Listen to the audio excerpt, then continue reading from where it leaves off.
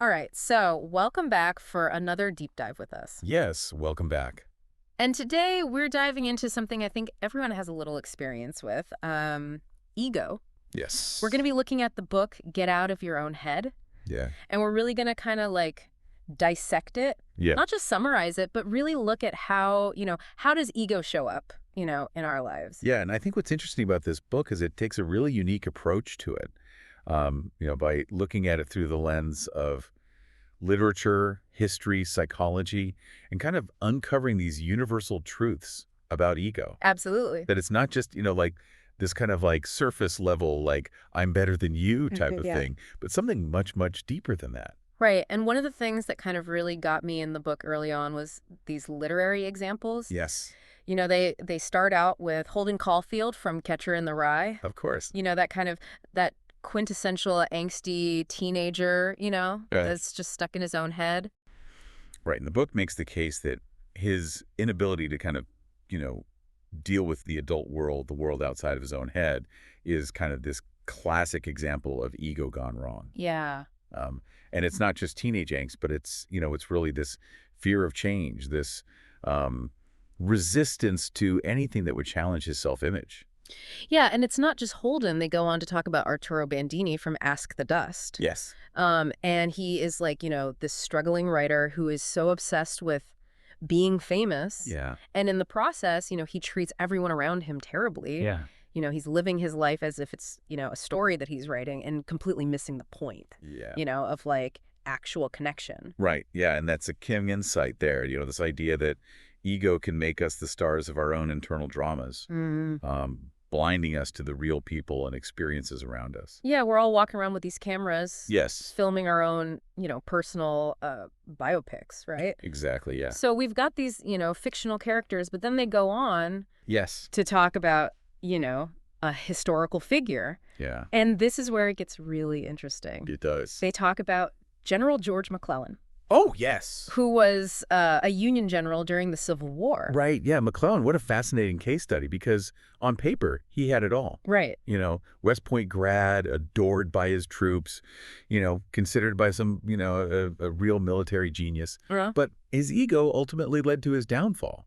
And it seems like he was much more concerned with appearances Yes. and maintaining this image Yeah. than like, actually effectively leading his troops. Yes. Yeah. He was constantly overestimating the enemy's strength, seeing conspiracies everywhere, Yeah. and delaying crucial decisions because he was obsessed with finding this like perfect plan. That's right. And this is where we can start to see the connection to some of the classic psychological biases. Yeah.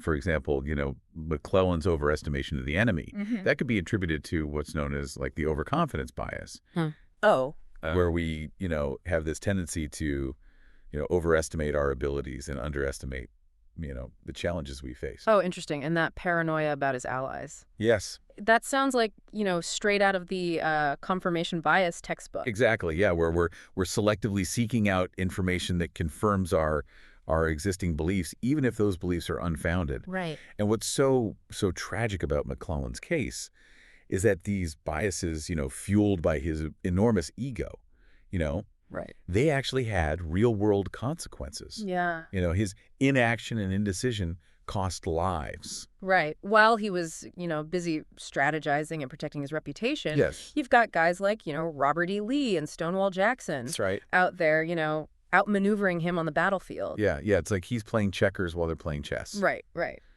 They understood the importance of taking action, adapting to the situation, and putting the mission above, their own personal desires. Oh, And that's a stark contrast to McClellan, who is so caught up in his own internal world, his own fears and aspirations, that he lost sight of the bigger picture. so McClellan is, the cautionary tale Yeah. of, how ego can lead to disastrous decisions. Mm-hmm. Is there a way to like flip the script? Yeah, that's a great question. Can we harness our ego Yeah. in a way that, benefits us? That is the question. Yeah. That's something that the book explores in depth. But I think before we get into solutions, it's important to kind of understand the different ways that ego manifests itself Yeah.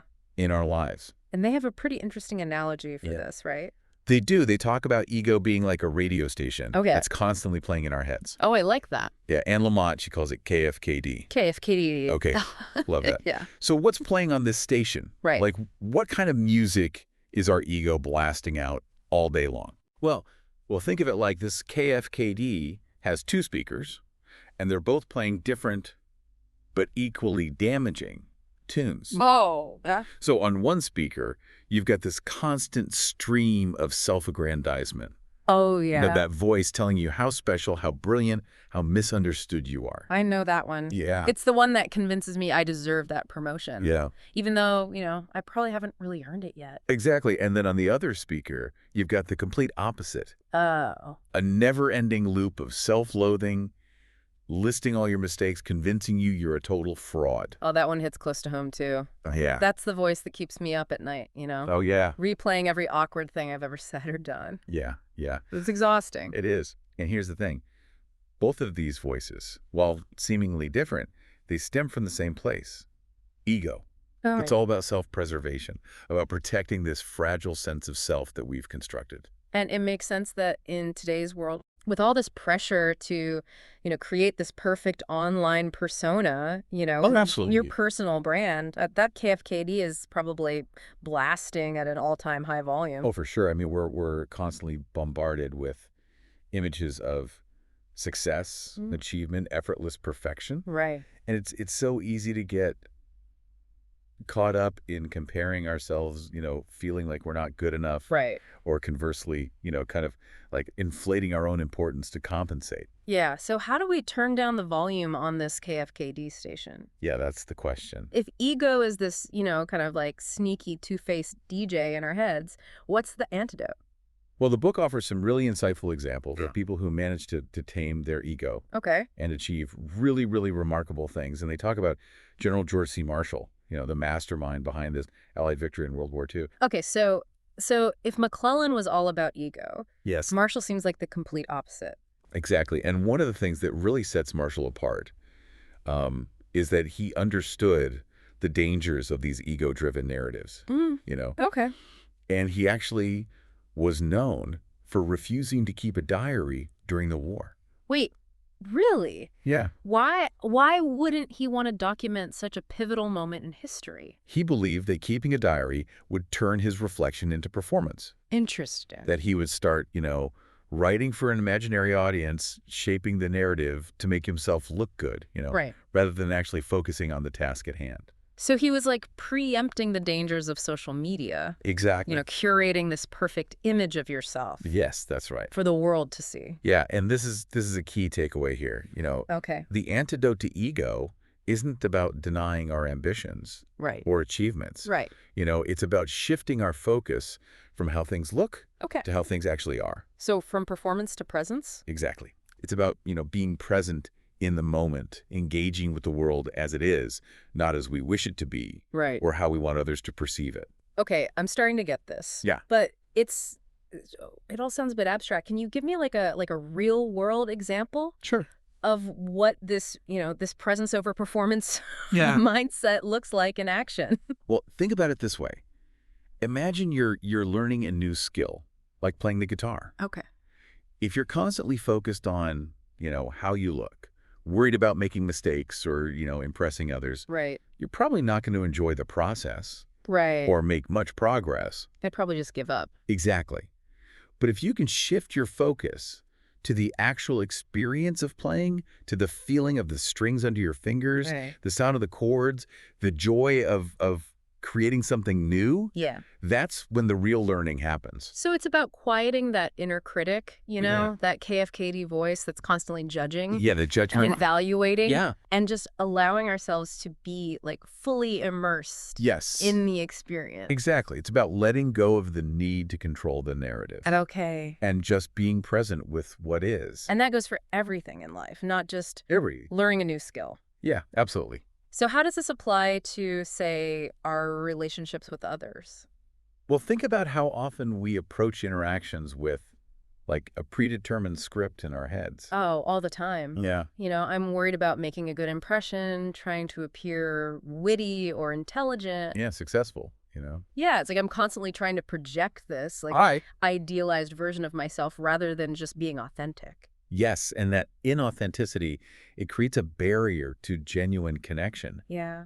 But when we can let go of that need to perform, to impress, Okay. we open ourselves up to deeper, more meaningful relationships. It's like we're finally turning off that KFKD station That's right. and tuning into a different frequency altogether. Exactly. And what's fascinating is that when we can quiet that ego voice, Hmm. we often discover a whole new level of awareness, Okay. both of ourselves and the world around us. So what I'm hearing is that escaping the trap of ego isn't about becoming some, like, self-effacing monk who denies their own needs Yeah. and uh, desires. Not at all. Right? Oh. It's not about self-denial. It's about self-awareness. Okay. It's about recognizing that ego is a part of us, but it doesn't have to be in the driver's seat. Okay, this is all starting to click, but, it's one thing to understand these concepts intellectually. Yes. It's another to actually apply them in our daily lives. Like, what are some practical steps Right. that we can take to start turning down the volume on our own personal KFKD?